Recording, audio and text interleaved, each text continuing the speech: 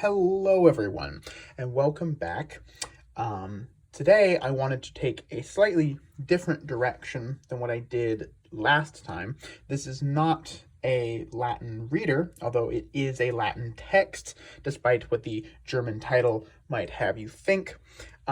This is not really meant to be a review of the content of this book, so much as it is a review of the book itself as a physical object. I'm hoping to sort of start a series where I talk about sort of interesting books that I have as objects, as opposed to like a review of them, because there's not a whole ton I have to say about The Golden Ass that other people haven't said more eloquently and with more detail, but I do have stuff to say about this particular version that I happen to own, that may be of interest to people watching. I think people generally enjoy looking at other people discussing interesting parts of their collections of things. So I think hopefully some of you out there will get something out of this. So without further ado, we can begin. So the first thing one would probably notice, the table is shaking again. I'm still using that same sort of music stand tripod system. It's very precarious, so I'll try to not shake things up too much. So the first thing we notice is that this is indeed a German edition. This is actually a bilingual Latin and German edition, which is very fun. It's kind of like a German lobe, I guess, although it looks nothing like one. But, you know, we have the two languages. And what is also very interesting about this particular book is the spine. The text on the spine goes this way, whereas I'm used to seeing texts on spines go this way, like that. I always assumed this was more of a French thing, but I guess the Germans do it too, or at least sometimes they do, I guess. It's also kind of interesting, and there's nothing on the back cover.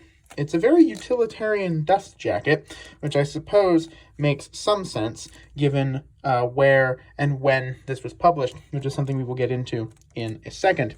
If we remove the dust jacket, and I suppose I should point out, these sticky notes are just a temporary addition by me. I put them in here because the book plate and there's an embossing here, which would sort of serve to dox me by telling everyone which university I go to. And while there are many people at this particular institution, and it probably would not be the end of the world for that information to get out, I am rather private, and I don't think I want people knowing where I am.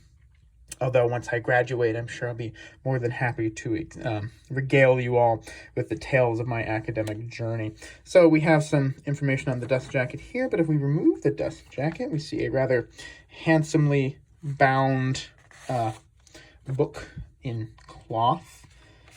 So that's very interesting. We have just a nice cloth-bound book, and we can see again that the text on the spine still goes that way. This is nothing too exciting, it just says the title of the book. But what's also interesting is through the camera, you might be able to see these interesting sort of moire patterns caused by the texture of the cloth, or at least I can see them through the phone screen, which is most interesting. Kind of trippy looking, I suppose, although they're not there in real life. But what is most interesting about this particular book, and the main reason I wanted to show it, because as it stands, this is nothing particularly special, it's just a book, but it is where and when it was published, which I think is rather interesting. I sort of alluded to this at the beginning, mind the sticky notes, so, half title. So this was published in 1978, again, nothing too crazy. Here we have our translator and whatnot. But what is most interesting is we have here. So we have this particular book was published by the Central Institute for Ancient History and Archaeology of the Academy of Sciences of the German Democratic Republic. So this was published in East Germany in 1978. which is particularly interesting. I mean, it's not like there's a shortage of books published in East Germany or anything, but, you know, I wasn't expecting to encounter one at a university book sale, so I thought that was kind of interesting. Obviously, there's not many being published out of the GDR these days, for obvious reasons, so it is sort of interesting to me to have a book from there and then. This is sort of kind of a fun fact. So yeah, you can see what's interesting here is that it says printed in GDR in English. I'm not exactly sure why they would opt to do it in English instead of German. I'm not sure how that works. So, you know, we have a standard table of contents and so on, a nice foreword and so on. And like I said, we have that's interesting is we have a side-by-side Latin text and German text, which is very fun. As someone who is studying both Latin and German, this was a very interesting intersection of my interests, hence why I grabbed it. You know, neither my Latin nor my German are really good enough to be able to just pick this up and read it, but it is sort of interesting to have, and this does serve as my copy of the entirety of the text of the Golden Ass. I do have other readers, like I've gone over last time, the Cupid and Psyche reader, and I have another reader with selections, but this is the entire Latin text, which is very fun, and then we also have the German text, so very cool. There is, again, this is not a reader, so there is no like grammatical commentary. There are some notes at the end, although I do find that there is a bit of a lack, honestly. Typically, a lot of sort of versions of texts have a lot of notes, and this does not have tons of notes. Obviously, I can't really read these because they're in German.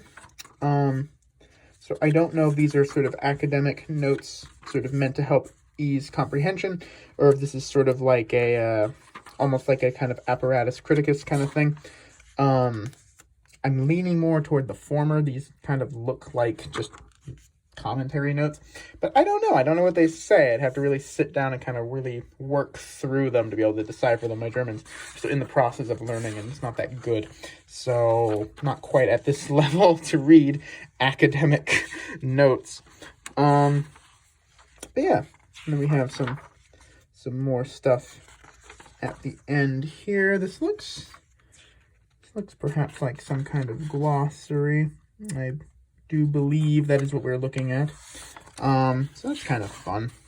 Yeah, I mean, this wasn't meant to be a particularly in-depth review, I suppose. And this is not like a particularly old or valuable book, but it is one that I think is interesting and one that I thought would be a pretty good sort of inaugural feature of this new series. I do have some other interesting books to sort of show off. Oh, I suppose one thing I didn't mention is it is a sewn binding. You can sort of see, I don't know if you can see that at all actually, but can you see that at all? Yeah, you can kind of see it. We do have some threads going through there. So we do have a sewn binding, and the paper is of decent quality. It's not the nicest paper in the world, but it's by no means sort of cheap, scratchy nonsense. It's well, I don't know that much about paper, but it feels not super cheap, you know. So it's a pretty well put together book. It's survived a decent amount of time, despite some of the damage on the dust jacket. It's hanging in there, and it looks pretty good. And I think it's interesting. So I don't know if you all thought this was of particular interest, but I was hoping that perhaps someone would find such a thing interesting. I do have some other books, some old, some newer, some that have been through some stuff, and some that look pretty nice. And I figured I would, start to share some of these more interesting aspects of my collection in these sort of videos here so that you all could enjoy them. You know, I don't want to be the only one to enjoy these sorts of things. I think it's fun to share, and hopefully you thought this was interesting. As I do more of these, I'm sort of trying to learn what sort of bits of information are relevant and what people want to hear. So, you know, as always, comments are appreciated. And yeah, I hope to see you all next time. Have a good one.